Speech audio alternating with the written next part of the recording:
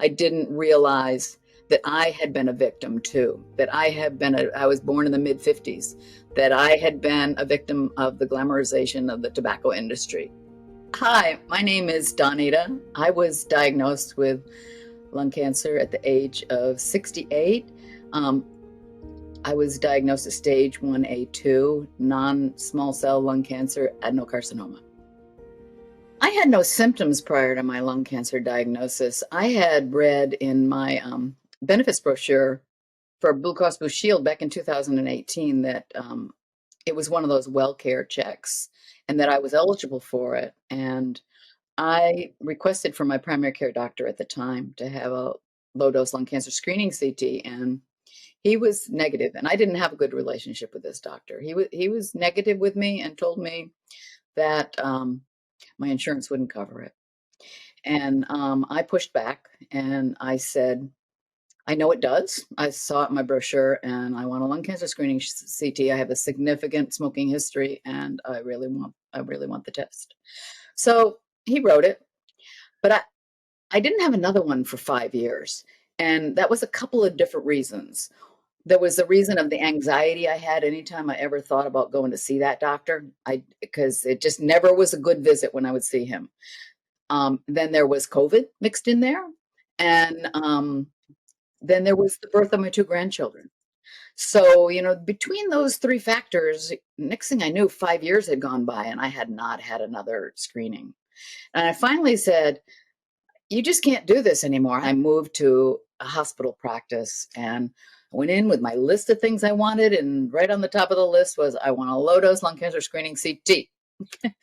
And no problem. They didn't give me a hard time at all. And the day that I got it was the day that alarms went off. I mean, they called me instantly and said that afternoon. I had it that morning. That afternoon, they were like, "You need to get to a pulmonologist immediately. It's urgent." So I did, and from the time I had my screening till the time I was on the table for surgery was 6 weeks. It happened quick, and my head was just spinning. I always thought it was a possibility because I knew that I had a significant smoking history. I knew that. And I had a family history too. I had a grandfather that died from lung cancer, and I had an uncle that was also battling lung cancer. So I knew that I was at risk. I was hoping that the fact that I had quit smoking at that time, it was like 14 years prior.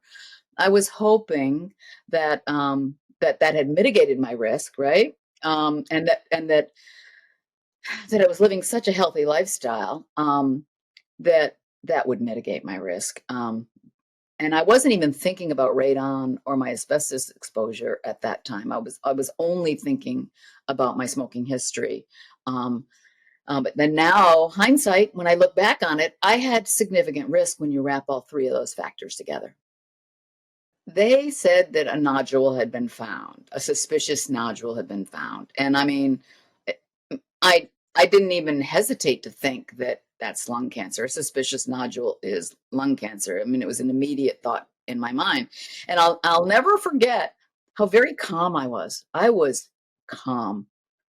When I went to my pulmonologist, he must have thought, who is this woman sitting here? When I went to, I looked at him and I said, I'm done, right? I said to him, I can kiss my butt goodbye, right? And he said, no, no, no, we're going to get you in and get a PET scan. He goes, I don't even want to do a biopsy. I don't even want to do a biopsy because there's too big of a chance that it would come back with nothing found. I want to get a PET scan, see what that says, and I want you to go see this surgeon that actually did surgery on me. Well, after the PET scan, it came back. It lit up, and my pulmonologist referred me to the thoracic surgeon, and he said he may not agree with me, but I just want that out. So I went and saw my thoracic surgeon, and he agreed that he didn't want to do a biopsy ahead of time. He said, I want it out too, and he said, I will I had I had robotic surgery. And he said, we will take a section and we will biopsy it while you're out. And then depending on the results of that, we will proceed from there. And so the first piece that he took came back atypical. So then he took another piece and that came back positive. So then he proceeded with he ended up removing 3 wedges. He had intended to remove a couple of segments, but I had some calcification going on that put me at more risk. So he limited it to that. He said he got clear margins and he felt good about my operation oncologically. So that's how that went. That's when I started to realize, I mean, look, it was a good thing that I was actually in therapy at the time. I was in therapy at the time. Now, she wasn't a cancer specialist therapist, right? But she was very good. She was very good. And she had already been working with me on breathing and meditation. And although I've been very resistant to meditation, I've been very receptive to breathing. I just keep saying my hiking is my meditation. She didn't agree with me, um, but we just kind of accepted that that's the way life was going to be for me. Um, but at that point, I started to just realize the bullet I had escaped. That just how very fortunate I was, and and then the survivor's guilt started to come in, and then I realized I needed to connect. I needed to connect because I couldn't put this burden of my feelings on my children. This was not something they had already just gone through their mother having lung cancer, which was devastating to them. Um, because we all think when you think of the word lung cancer, you're going to die. That's the way it is. So that was a big thing for them. So I couldn't burden them with all my mental health issues that were going on post cancer. So I knew I needed to connect with others like me. And that's when I started my search for support communities. But I started to have tremendous fear of recurrence. And that fear of recurrence became overwhelming for me. And I had to take a bit of a step back. Um, I'm still connected to the lung cancer community, but not quite as intensely as I was in that first 6 months or so. So, yeah, so I'm living my life again and I'm doing really good. But that was a journey, right? That was a journey I had to go on. I started to feel the survivors group shortly after, immediately after I connected to the lung cancer community, because I did not realize that there were so many people that did not have a smoking history that were in their 20s and 30s and 40s that were being diagnosed at stage 3 and stage 4. And here I was coming from a place of privilege, that I was financially stable, that I was double insured, that I was eligible for a lung cancer screening, that I knew about the lung cancer screening and got it, and I was diagnosed at stage 1. That broke my heart when I thought about what these people were going through, what they went through to even get diagnosed, and the journey they have to take to have it treated. And in some cases, it can't be cured, right? My understanding of stage 4 is it's not cured. It can just be managed. Um, so yeah, that was heartbreaking to me, because at that point I was still feeling like, when that point it made me think about that I was the one that had the smoking history, yet I had all these privileges. I didn't connect the dots with me at that point. I didn't realize that I had been a victim too, that I was born in the mid 50s, that I had been a victim of the glamorization of the tobacco industry. I didn't realize that's just the way, I didn't connect that that's the way society was, and I was pulled into it. I didn't connect that how addictive it was. Um, I didn't connect the radon exposure. I didn't connect the asbestos exposure at that point. So that was all part of my growth. As my heart still breaks for those that are diagnosed at a later stage, but I've managed to be able to get past my survivor guilt as I've started to realize that I was a victim too, right? Yeah. and that I didn't deserve to get lung cancer. When I was an infant. I was about 11 months old. I think it was 11 months old. My mother took me to have a professional portrait taken of me, and I was being a cranky little fussy baby sitting there, and she was, mom had me all dressed up in like a pretty pink dress, and she so bad wanted to have this pretty picture of her little baby girl. I was her firstborn, and I was just being a mess. I was being rotten. Um, so she was a smoker. My mother was a smoker, and she put a pack. She back then, women always had their cigarettes in a cigarette case.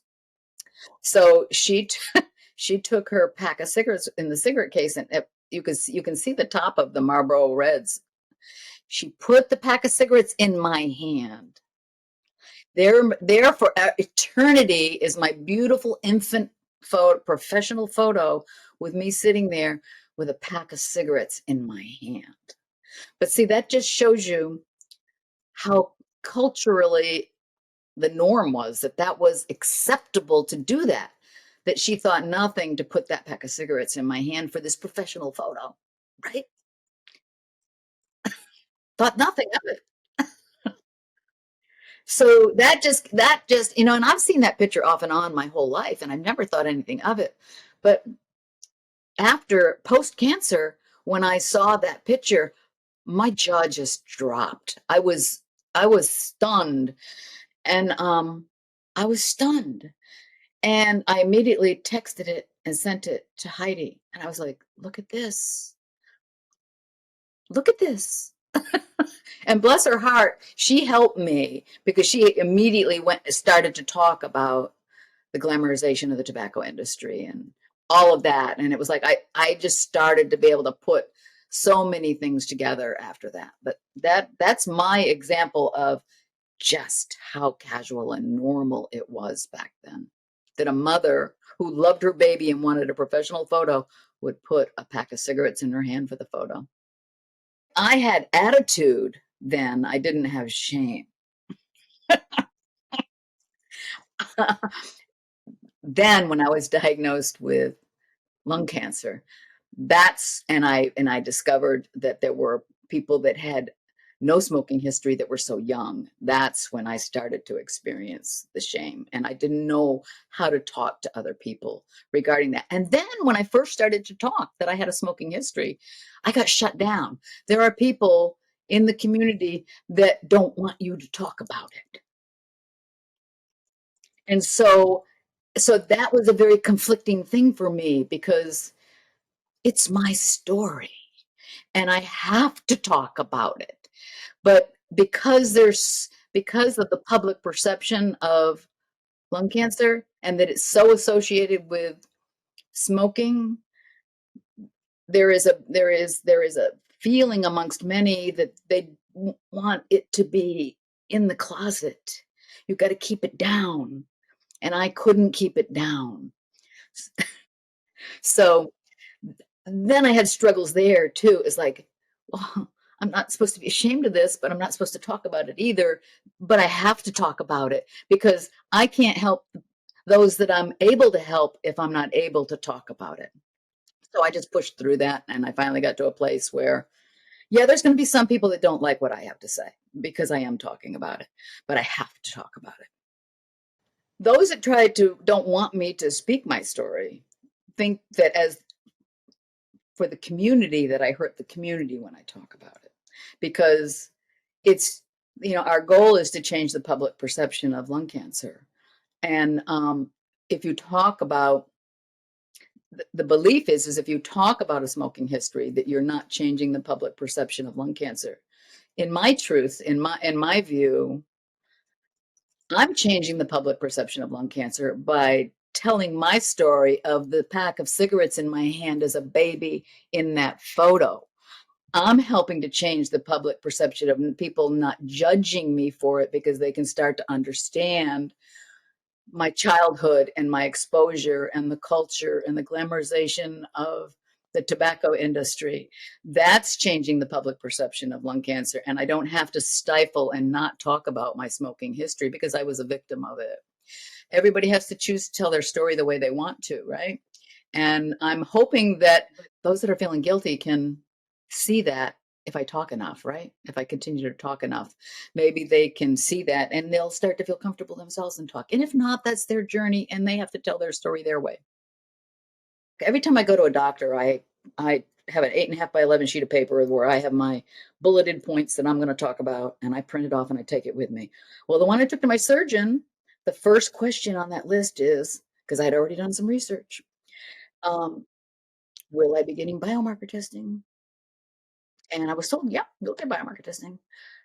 But we just kind of like boom, blew on past that, right?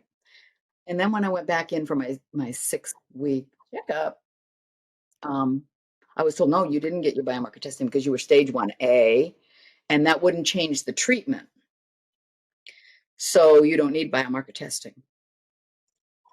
So I didn't know what to say. I didn't know what to say because I'm not a doctor. And I didn't understand, I didn't know at that point in time that there's different viewpoints in the medical community. And that at the NCIs and with something called precision medicine, that they believe that everyone should get biomarker testing. And then there is the other belief that if it's not going to change your treatment, then you don't need the biomarker testing.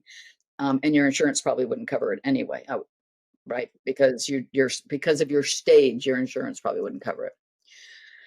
So I had to grapple with that because I had hit a wall, right? I'd hit a wall. And I didn't know if I was being right or wrong. I just knew that emotionally, I wanted biomarker testing. I felt I had to have it in order to be okay, to feel okay. I had to have it. And I hadn't even grown in my understanding of that yet. And that's when I went to the American Cancer Society Lung Cancer Roundtable and connected with the community, and everybody there was singing a different tune. And there at that roundtable, I was connected with at Johns Hopkins. I was connected with a doctor at Johns Hopkins, and an appointment was actually set up for me while I was at that roundtable. And the next week, I went in, and he he did what was necessary to request my tissue and to send it off to Foundation Medicine to have my biomarker testing done. I think I always realized how short life was, and I've always been fiercely independent. Um, but I think really appreciating each day and really living each day. And in the past, I would get bouts of depression where I would like sit for days in the house and just ruminate and feel like I weighed 10,000 pounds I mean, too many days could go by where I didn't live, where I just suffered from depression. Um, Lung cancer has managed to give me the gift of being able to pull myself out of that much quicker. And as a matter of fact, I can't even, other than fear of recurrence, I don't really have a lot of anxiety or depression now because I'm just out there living. If you have lungs, you can get lung cancer. That's the bottom line. And it's not just people with a smoking history. And think about testing your home for radon. Radon is the biggest risk factor for people with no smoking history, and it's the second leading cause of lung cancer. So, yeah, you're not safe if you don't have a smoking history. If you have lungs, it can happen to you. When I first found out I had lung cancer, and I first found out others had lung cancer that didn't have a smoking history, I felt incredible shame. But please, nobody should feel shame because nobody deserves lung cancer. I mean, you don't have shame over so many other diseases that you had behaviors that may have caused them. I just don't know what to say other than just please don't have shame. It's a very addictive. Smoking is a very addictive habit, and there are other risk factors. I had the risk factors of radon, and I had the risk factors of asbestos too. And just because I had a smoking history, that does not mean that that's what caused my lung cancer.